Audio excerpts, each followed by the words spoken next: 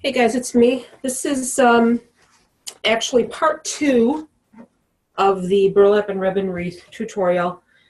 I recorded part 1 the other day, and because you can see I got all the burlap attached.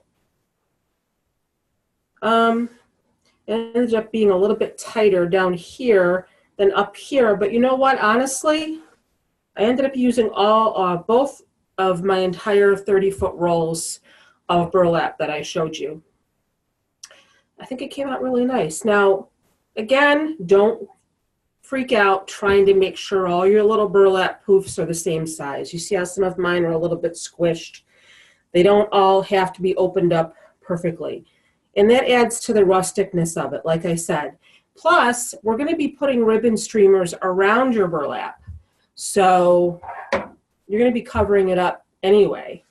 If it was just going to be like that, I think it looks perfect just like that. Again, you've got some that are a little bit squished up here, some that are a little bit flat, some that are a little bit more poofy, but that's fine. I think it came out really nice. Now, I'm trying to figure out where I stopped here, because what you're going to do, if you remember when I started, I took the very end of the burlap and I had maybe a 2 or 3 inch piece, and I zip tied it. Like I said, if you see some of your burlap poofing out back here, you can just tuck it in. It's not really a big deal. But again, we had that little extra piece that I zip tied just to sort of give it some stability and to anchor it while I was starting to pull it through. Now, you're going to notice that when you come around to the other side and you're finishing, so when you go all the way around and you're doing your last section and you come to that piece again, that zip tied on, and I should have recorded that part, and I'm sorry I forgot. What I did was I unzip tied it. So I cut the zip tie off, and it was going this way, okay? This little piece, this little 2-inch piece that I had. And as I was coming around with my burlap bubbles, this was kind of in the way, my little piece that I had zip tied. So I cut it off, and I just turned it around. So I tucked it behind the bubbles that I had already done, or the poofs that I had already done.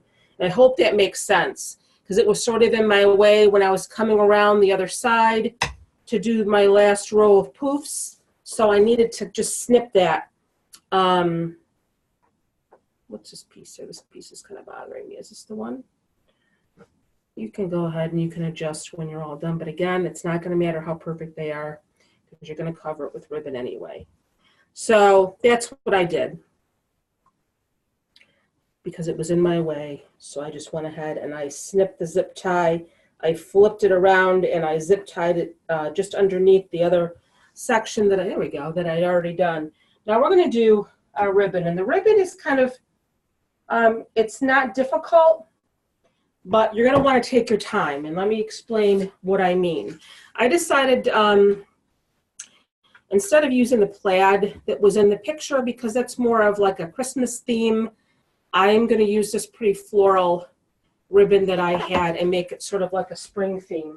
And I actually picked this up from Hobby Lobby the other day, and I thought that was really pretty too. I was considering using that, but I'm going to use this floral. So what you're going to want to do, try to find a pipe cleaner that's similar in color. I don't think it really matters. I didn't have any light tan, but I had this dark brown. You're going to cut it in half. And you can see how I just took the very end of my ribbon and I pinched it, just like I have a little bit left here, and I pinched it and I wrapped the pipe cleaner around it. Because what you're going to want to do, that's going to be your starting point. So you're going to have to take this pipe cleaner and make a little space in your burlap. Don't freak out if you mess it up. And just find one of the wires in here and poke your pipe cleaner through, because you're going to want to anchor your ribbon here. You can fix your little bubbles after if you mess them up. Don't panic. Okay? But you need to anchor your ribbon. So here we go. Where's my little tail here that I cut? There's my little tail. I just pulled it through. Okay? You're going to want to take your pipe cleaner. It doesn't really matter what bar you wrap it around, and just anchor it. Twist it around a couple of times. You can snip that extra off after. So that way, And again, don't worry about messing up your bubbles. You're going to cover them anyway with the ribbon. So you have a starting point. I got to turn this heater off. I'm dying. You have a starting point to anchor your ribbon. And that's really all you're going to do. And you're going to keep doing that all the way around your wreath. So we have it anchored in. You're going to maybe just kind of eyeball it, how big you want your ribbon streamers to be. I would say maybe 4 inches. That's about a 4-inch. You see how I'm pinching it again? Because we're going to do the same thing again. And try to keep it in the middle. Try to make this go all the way around the middle. So what we're going to do is take another pipe cleaner after we pinch it and twist it around again. You can adjust your ribbon after and fluff it out. And we're just going to go right back down again into the wreath form. Make a little space in between your bubbles and poke that half a pipe cleaner through. And I'll show you on the other side again. It's going to come right through, hopefully. Let me find my space. There it is. That's how we're going to make our ribbon streamers all the way around. And again, I guess it doesn't really matter what color pipe cleaner you use. You're not going to see it. So I pulled that through. And I'm going to give it a couple of twists just to hold it. And I'm going to cut these off after. If you want to make it a little bit looser, but that's really all we're doing now around the wreath, which is really very easy. Kind of like a no-brainer. These little ribbon streamers, if you want to make yours a little bit bigger, but I want to say they're probably about 4 inches.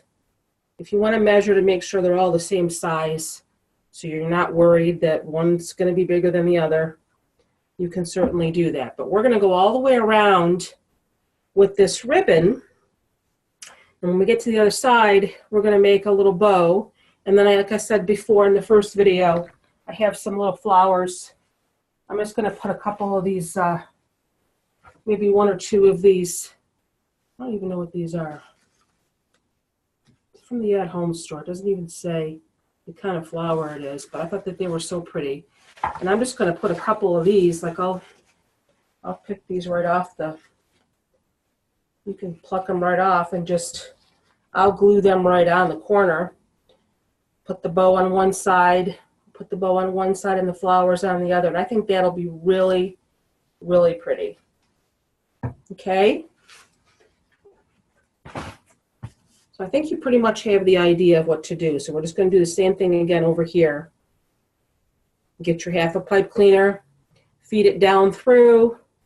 But what I'm going to do, instead of making you watch me do all this, I'm just going to pause it. And again, you want to pinch it first. And make sure, get your hand under there. I think that's a good way to judge how loose you want your poof, because you don't want it flat down like that.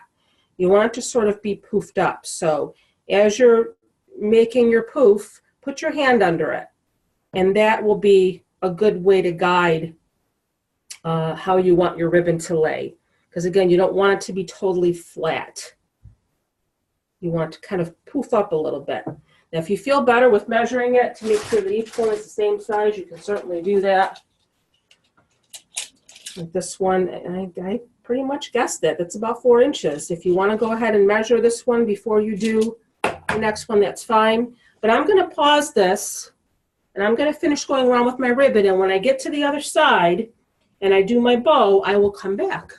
So I will see you in a minute.